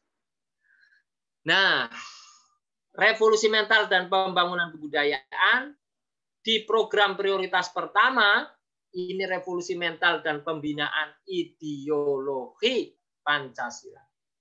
Revolusi mental dalam sistem pendidikan. Revolusi mental dalam tata kelola pemerintahan. Revolusi mental dalam sistem sosial. Ya. Penguatan gerakan revolusi mental. Pembangunan pembudayaan sistem ekonomi kerakyatan. Pembinaan ideologi dan seterusnya. Ya. Nanti ini slide-nya bisa saya bagikan. Jadi bagaimana posisi revolusi mental ini ada di RPJMN bisa tergambar dengan jelas. Kita lihat lagi, ya, bagaimana penjabaran program prioritas pertama yang tadi, yaitu revolusi mental dan pembinaan ideologi. Ini banyak sekali, ada kegiatan dan program 1, kegiatan program sampai 6. Nanti Bapak dan Ibu bisa pelajari sendiri.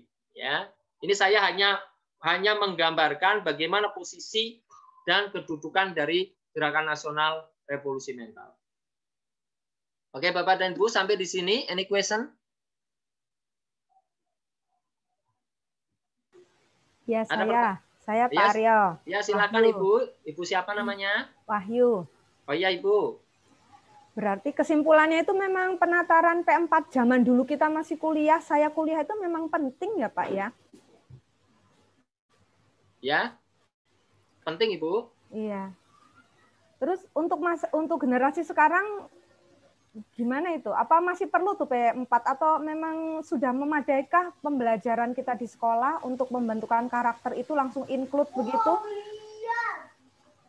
Ya, Bapak Ibu sekalian, luar biasa ini Bu Wahyu. Saya jadi teringat Ibu ketika kita penataran P4 ya.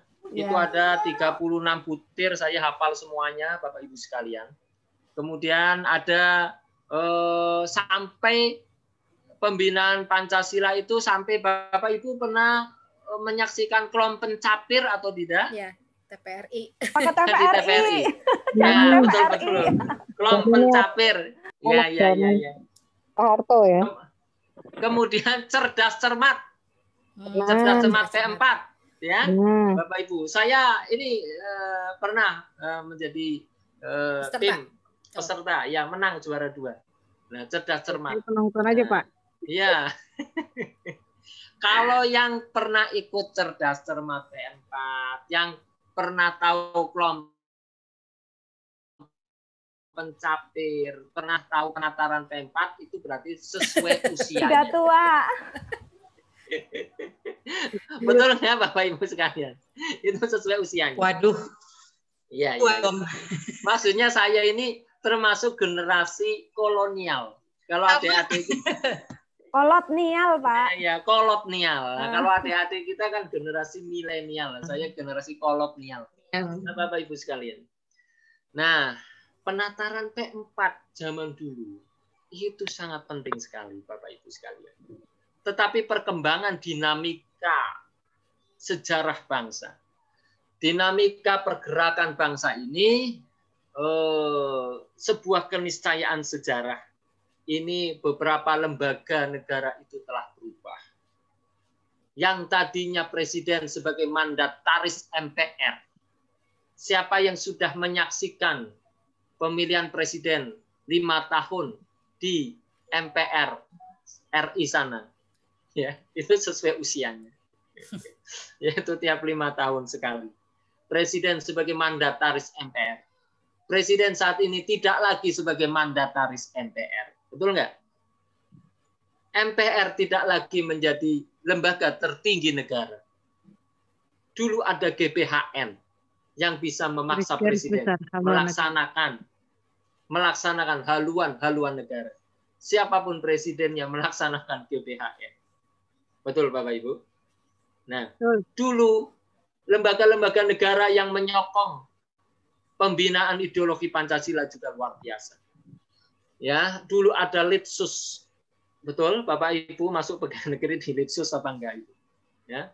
Kemudian dulu ada BP7, ya, Badan untuk Pembinaan Pancasila.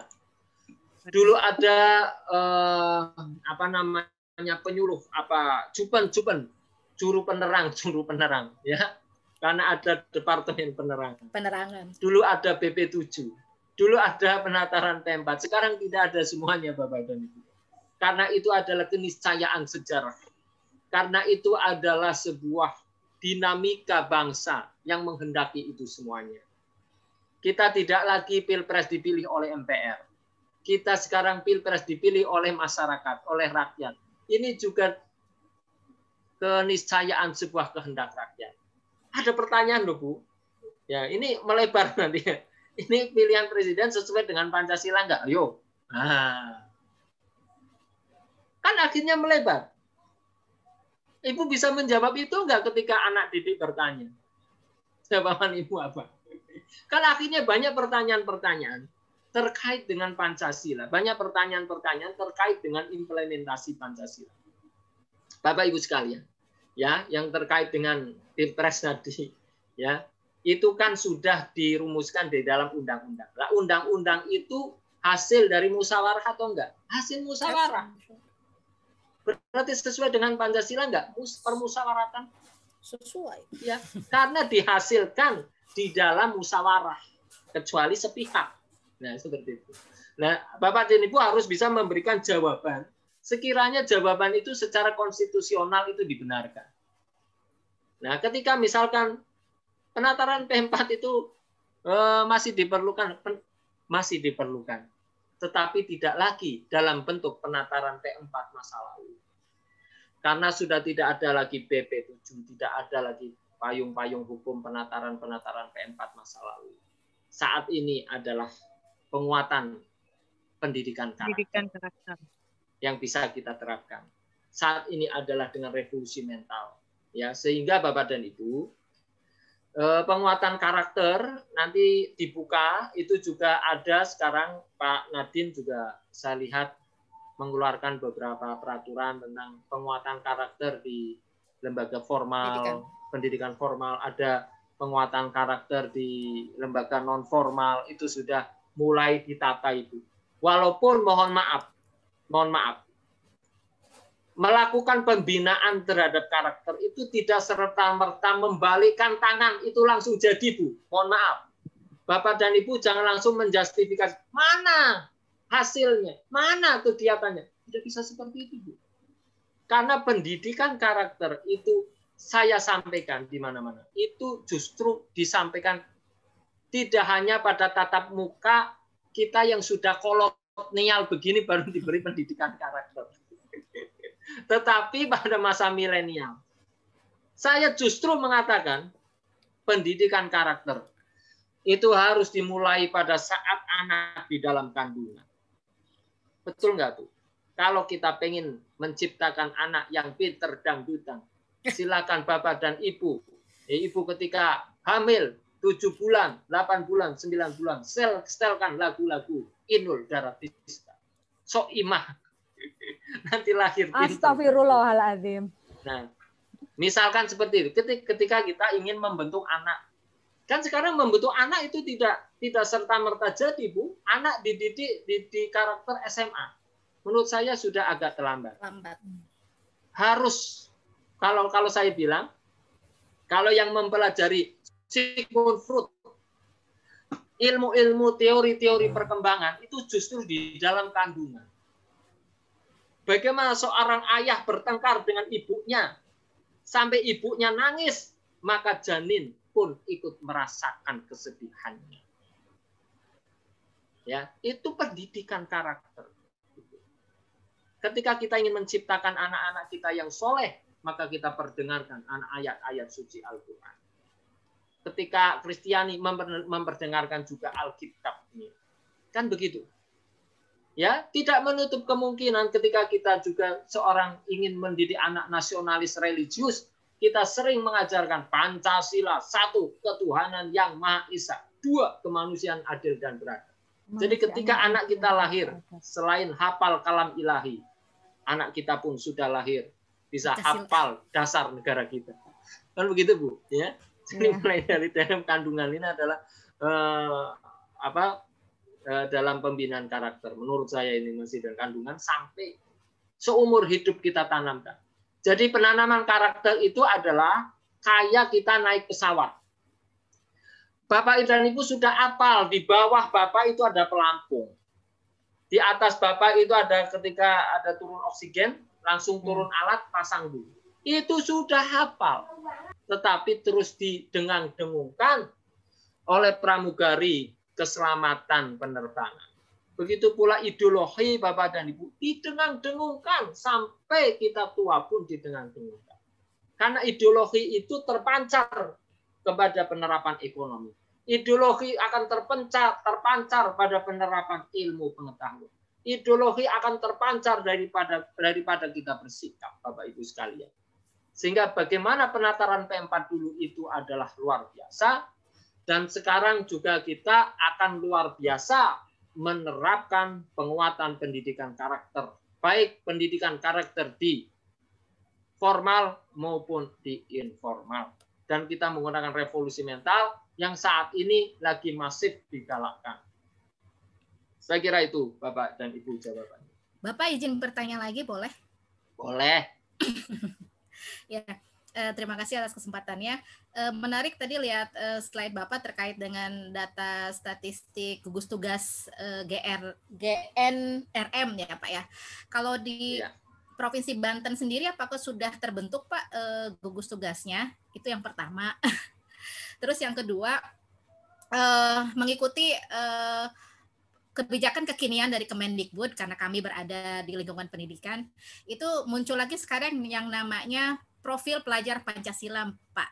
Kalau tadi karakter utama dari pendidikan karakter itu ada 5, kalau pelajar Pancasila itu ada 6. Kira-kira mohon tanggapannya dari Bapak, apakah profil pelajar Pancasila ini akan istilahnya menjabarkan pendidikan karakter atau memang khawatirnya akan terjadi tumpang tindih seperti itu? Terima kasih, sekian. Assalamualaikum warahmatullahi wabarakatuh.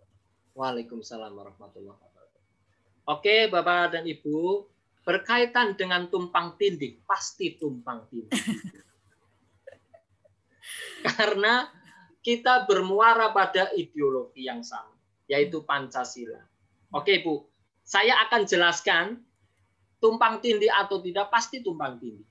Tumpang tindih itu sesuatu bisa sesuatu yang positif, bisa sesuatu yang negatif. Betul nggak? Ya. Kalau tumpang tindih tupoksi itu sesuatu yang kurang baik, tidak profesional. Tapi kalau nilai tumpang tindih itu menurut saya positif. Contoh, menghormati orang tua itu menurut nilai agama ada nggak? Ada. Menurut Pancasila ada nggak? Ada. Sama kan? Tumpang tindih nggak? Tumpang tindih. Karena Pancasila itu adalah jati diri kita. Pancasila adalah manual kehidupan kita. Apa yang kita lakukan itu Pancasila. Mengajarkan agama kepada anak itu Pancasilais. Justru yang tidak mengajarkan kepada anak itu tidak Pancasilais. Karena ketuhanan yang Maha Esa. Nah, tumpang tindih. Ya, tumpang tindih. Mari kita lihat Bapak Ibu. Kita lihat ya. Ada nih kaitannya. Mohon maaf ya, saya buka slide. Nah ini Ini tolong, ini slide-nya kecil sekali, Bapak Ibu. Ini adalah Bapak Ibu bisa membedakan wawasan kebangsaan, bela negara, dan revolusi mental atau tidak? Tumpang tindih, ya tumpang tindih. Nah, wawasan kebangsaan. Beririsan kali ya Pak ya, bukan tumpang tindih. Iya, bahasanya Ibu kan tumpang tindih, beririsan. Ada satu bagian yang sama. Ya, walaupun bisa dibedakan. Kalau diagram Venn itu adalah irisan yang sama. Ya, betul nggak, Bu? Beririsan, ya. Beririsan, irisan yang sama. Betul, Bu. Bagaimana kita menggunakan wawasan kebangsaan? Ini ada timingnya. Tapi ada tumpang tindihnya atau ada irisannya? Iya, ada irisannya, betul. Wawasan kebangsaan mengajarkan 4 konsensus dasar. Pancasila, NKRI, Bhinneka Tunggal Ika, dan UUD 45. Betul? Betul. Bela negara apakah mengajarkan Pancasila juga? Iya. Berarti ada irisan. Revolusi mental juga mengajarkan Pancasila. Iya. Karakter penguatan karakter mengajarkan Pancasila. Iya. Lalu kapan? Nah, cuma bisa dibedakan kapan kita menggunakan waspa, kapan kita bisa menggunakan bela negara, kapan kita bisa menggunakan revolusi mental. Boleh saya bedakan sedikit, Bapak Ibu? Nah, kapan kita menggunakan revolusi mental? Kapan kita menggunakan bela negara? Dan kapan kita menggunakan waspa? Nah, Bapak Ibu sekalian, ketika bangsa kita berhadapan pada tantangan, ancaman, wah ada terorisme, wah ada penyerangan negara lain, wah ada proxy war, ada infiltrasi budaya asing yang negatif, maka kita menggunakan kacamata bela negara. Oke, Bapak Ibu? Menjamin kelangsungan hidup bangsa dan negara kita dengan sikap rela berkorban, patriotisme, cinta tanah air, cinta ideologi, itu adalah bela negara. Terhadap apa? Membentengi negara kita, terhadap apa? Terhadap ATHG, ancaman, tantangan, hambatan, dan gangguan. ATHG atau ancaman ini bisa Trigatra maupun Pancagatra. Trigatra itu ada sumber daya alam. Ada nggak ancaman dari luar sumber daya alam? Sumber daya manusia, letak geografis. Ada. Ada nggak ancaman ideologi, politik, ekonomi, sosial, budaya, dan hanta? Ada. Ketika kita membicarakan bagaimana kita mengatasi ancaman-ancaman itu, kita menggunakan paradigma bela negara. Oke, Bapak Ibu. Oke. Ketika anak-anak kita ngelemot untuk berpikir, ketika anak didik kita kurang berkarakter, malas, tidak disiplin, cepat putus asa, tidak termotivasi, ketika guru-gurunya itu menjadi tidak termotivasi, wah, saya kok penghasilannya segini-segini doang, padahal tuntutan sekarang makin banyak. Kita gunakan apa? Revolusi mental. Untuk memacu semangat. Untuk merubah mindset. Untuk merubah pola pikir. Pola kultur. Pola kerja. Itu dipecut dengan namanya revolusi mental dan penguatan karakter kebangsaan. Penguatan pendidikan karakter. Ketika anak-anak kita tidak mau lagi belajar sejarah, maka kita pecut dengan pendidikan karakter. Karakter kebangsaan Indonesia. Oke, Bapak Ibu? Nah, apa yang dinamakan dengan waspa? Namanya was itu adalah wawasan. Wawasan itu adalah cara pandang. Bagaimana kita memandang diri kita, namanya mawas diri. Bagaimana kita memandang bangsa ini adalah mawas bangsa atau wawasan kebangsaan. kita melihat bangsa kita ada ancaman atau tidak, kita hadapi dengan bela negara. Kita melihat bangsa kita ketika bangsa kita ngelemot, kesadarannya rendah, ya, tidak termotivasi dengan baik, spiritnya turun, kita pecut dengan revolusi mental.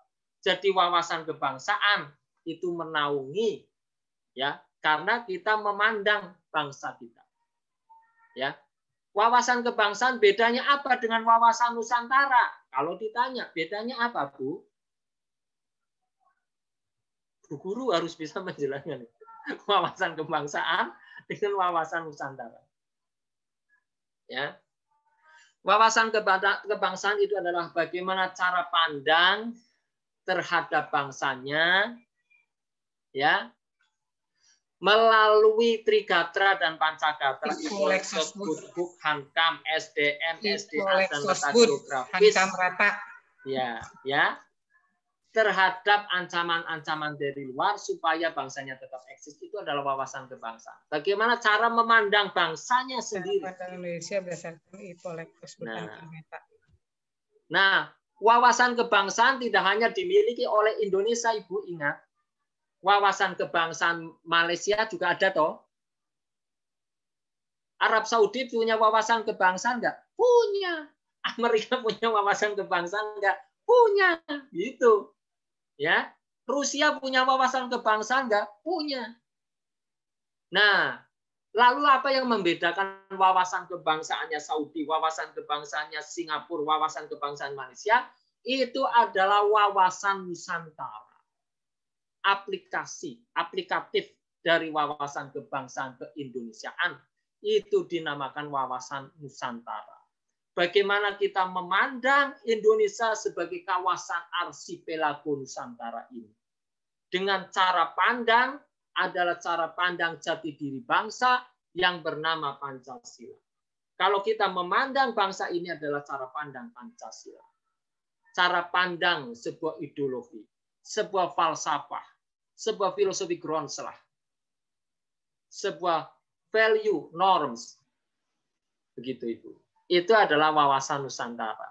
Memandang kewilayahan Indonesia sebagai wilayah arsipelago keindonesiaan, dilihat dari Pancagatra dan Trigatra, dari sisi kacamata ideologi dan karakter bangsanya sendiri. Oke Bapak dan Ibu, ini saya kecil, tapi saya akan jelaskan besok. Insya Allah akan saya jelaskan kupas tuntas. Lalu ada keirisan di antaranya. Ada profil apa tadi? Pelajar Pancasila. Nah, itu apa aja? 6. Kemudian ada nilai dasar tadi penguatan karakter. Hampir sama. Beririsan. Nah, hampir sama beririsan, kedua-duanya menunjang penguatan karakter kebangsaan. Karena penguatan karakter kebangsaan, Bapak Ibu sekalian, di membangun generasi emas 2045, kita tidak hanya membekali anak dengan literasi dasar yang nomor 2. Nomor 2 itu kan ilmu pengetahuan teknologi, intinya kan seperti itu, Bapak Ibu. Betul? Pinter matematika, pinter Inggris, pinter IPA, pinter sains, pinter kimia, pinter farmasi, dan seterusnya. Tetapi jangan lupakan nomor 1, yaitu pelajar Pancasila. Yaitu apa? Profil pelajar Pancasila. Profil pelajar Pancasila. Ada nilai religiositasnya kan? Ada. Ada nasionalismenya kan? Ada. Kemandirian, gotong royong, integritas, ada semuanya. Kalau Anda pelajar Pancasila, Anda harus religius. Yang Kristiani beribadah, rajin beribadah secara Kristiani. Yang Buddha mentaati ibadahnya cara Buddha. Yang Islam jadilah orang yang taat dengan agama Islam. Religiusitas. Lalu Pancasila bertabrakan dengan Islam enggak? Bertabrakan dengan agama enggak? Enggak. Ini ketika ada pertanyaan-pertanyaan itu. Jangan pertentangkan Islam dengan Pancasila. Jangan pertentangan dengan Kristen dengan Pancasila. Jangan pertentangkan agama dengan Pancasila. Seperti itu penjelasan saya, Ibu. Jadi caranya obat, ketika kita ingin menjadi seorang yang super, kita disuntik vitamin A. Kita bukan disuntik, dikasih vitamin A, dikasih vitamin B, dikasih vitamin C, itu semuanya untuk membentuk kita supaya sehat jasmani dan rohani. Ada pelajar Pancasila, ada revolusi mental, ada wawasan kebangsaan, ada bela negara. Ini semuanya ini adalah sebuah yang sangat dibutuhkan untuk membentuk karakter bangsa ini menjadi lebih baik. Saya kira itu, Ibu. Terima kasih. Ada yang lain? Silakan. Saya Pak izin bertanya, Erni. Ya. Silakan. Menarik sekali Pak. Tadi dari awal bahwa karakter itu penting ya Pak ya. Penting. Nah, dan diskusi juga sebenarnya penerapan karakter itu kan tidak hanya di sekolah, tapi yang penting adalah di keluarga. Bagaimana itu gerakan revolusi mental juga harus menyasar ke dalam keluarga.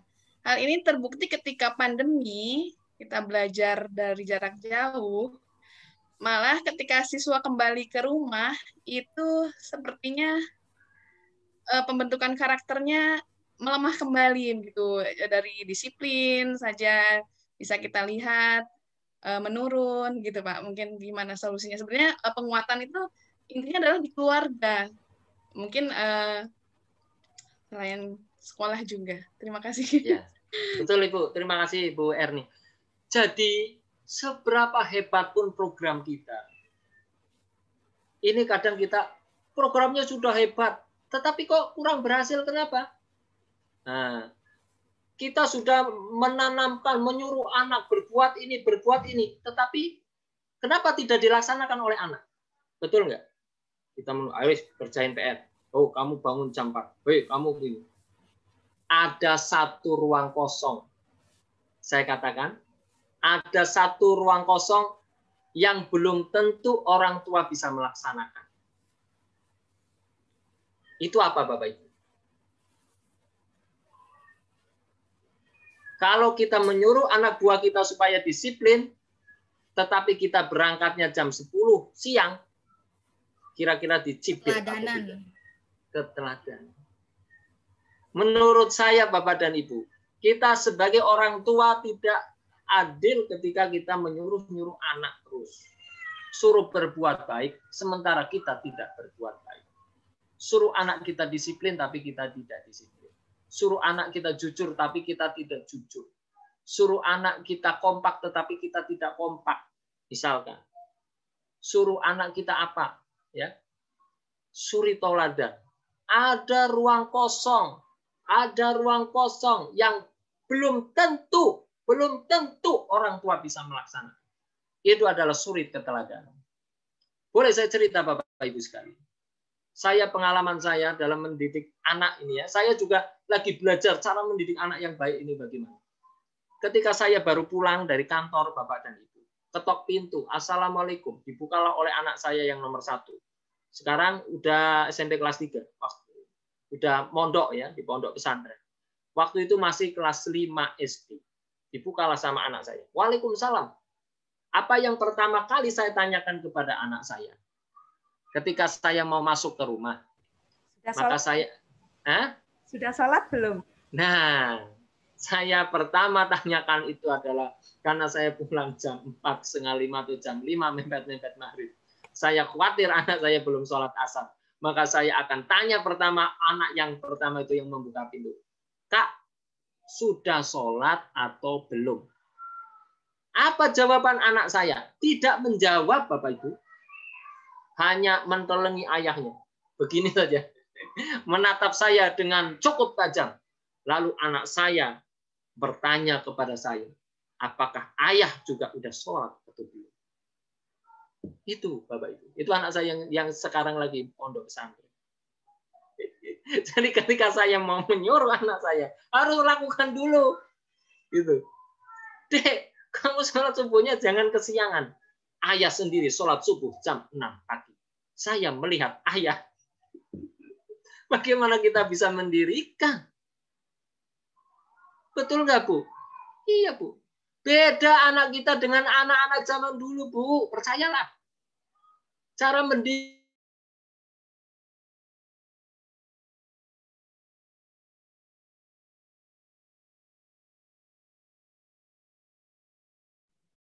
nggak ada suaranya. Putus, Pak. Nggak ada suaranya. Iya, putus. Cara mendidik. Istirahat dulu, Pak. Iya. Ayo, yang belum sholat, Kita- sholat dulu. Kita mau udah sholat gantian, Bapak belum. Kasihan tuh kan.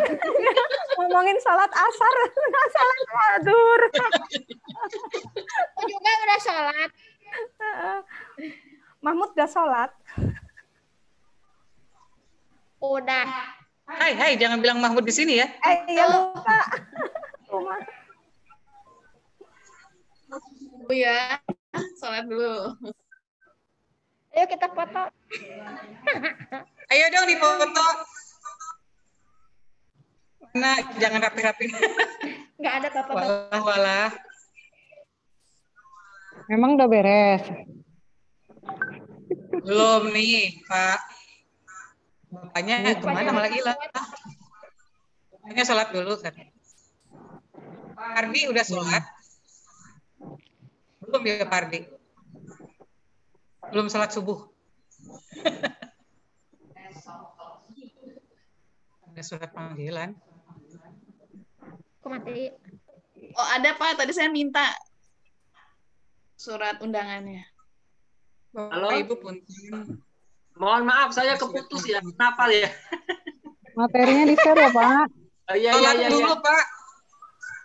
Oh, iya, Materi iya. tolong Nanti di-share ya, Pak. Oke, sebentar lagi kita hentikan untuk melaksanakan istirahat sholat makan ya, jam 1 ya. Ya Pak. Oke, saya Iya, tadi Bapak. ya, jadi saya Terus. mana tadi? Aduh. Oke, Bapak Ibu sekalian, mohon maaf. Jadi suri toladan intinya luar biasa. Jadi anak-anak dulu pendidikannya, pola mendidik anak dulu dengan pola mendidik anak sekarang pun harus menggunakan pola didik anak-anak sekarang, Bapak Ibu sekalian. Ya, kalau kita dulu saya ulangi, ketika jam mau maghrib itu orang tua saya tidak usah menyuruh saya, sudah adzan, sholat misalnya. Tetapi dia berdiri di depan pintu. Nah, sambil melihat saya, menatap saya dengan tajam gitu. Oh, sudah takut semuanya. Nah, sekarang coba anak dididik itu malah difoto ibunya. Ya kan? Betul nggak? Bapak saya Sini, Mas. Nggak tahu. Iya. Sini, Mas. Oke, Bapak Ibu sekalian.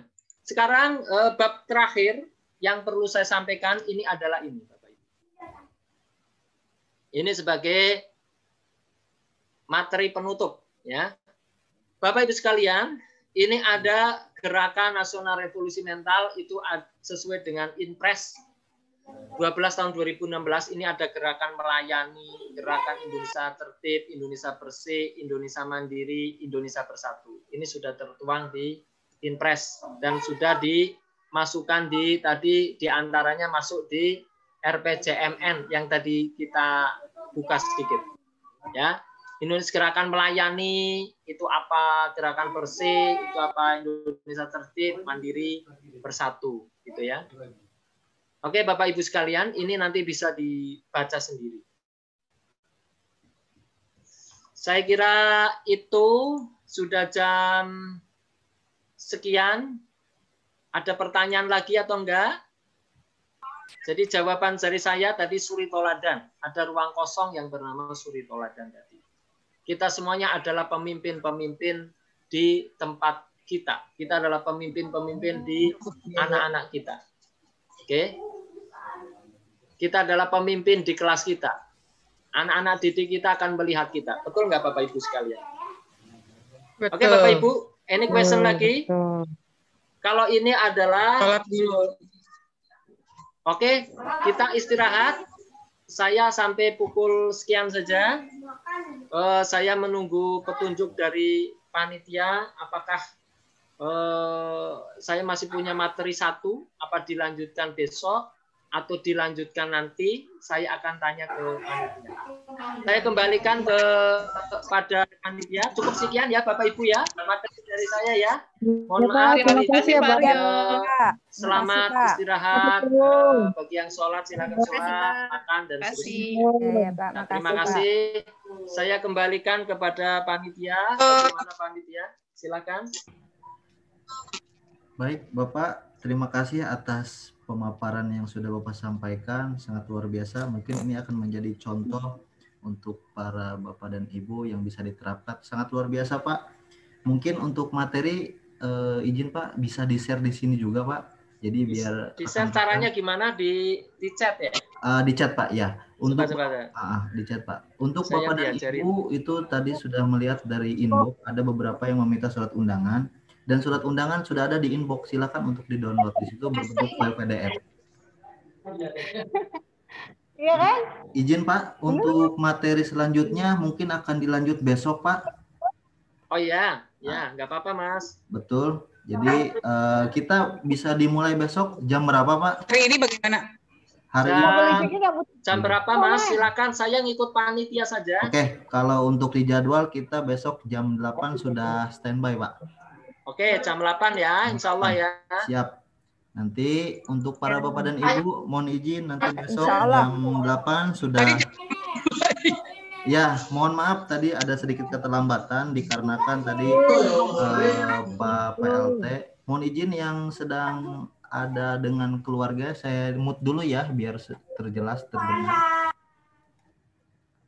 Jadi mohon maaf tadi sedikit keterlambatan karena Pak PLT juga sedang ada tamu dan kebetulan beliau tadi sempat sudah datang, ternyata ada telepon dari pimpinan dari nomor 1, jadi sedikit terlambat, mohon maaf. Tapi insya Allah besok kita standby karena Pak narasumber juga sudah ada di sini, jadi mohon untuk diinfokan nanti ya kita standby jam 7.30 sudah login di Zoom-nya masing-masing. Baik, itu saja mungkin Pak yang bisa kami sampaikan. Untuk absensi nanti kita akan share di WA group. Kita belum masuk WA grupnya Mas belum. panitia. Oke, kalau enggak nanti gini deh, nanti kita share di ada nomor teleponnya kan, nanti kita kirim. Ya. Ada absennya Pak? Ada absennya untuk hari ini Pak? Ya. Tadi sebetulnya kita sudah buat. Linknya dikirim di chat Zoom aja, jadi kita tinggal masuk. Ya, sebetulnya tadi absensi sudah kita buat. Kebetulan ini di aplikasi Zoom ternyata ada trouble karena Zoom kadang tidak semudah yang kita bayangkan harus didaftarkan buat absensi kayak di Excel gitu. Jadi ketika kita buat di trouble di sana seperti share screen-nya juga, kadang kita juga di sebagai host agak sulit juga. Jadi mohon maaf ada keterlambatan dan untuk terkait absensinya. Mungkin itu saja yang bisa kami sampaikan untuk Bapak narasumber. Terima kasih sebelumnya. Materi sudah saya share Mas. Siap, terima kasih Pak. Silakan dilihat di chat. Oke, siap. Oke. Mangga silakan Bapak dan Ibu untuk di-download untuk materinya. Sudah ada.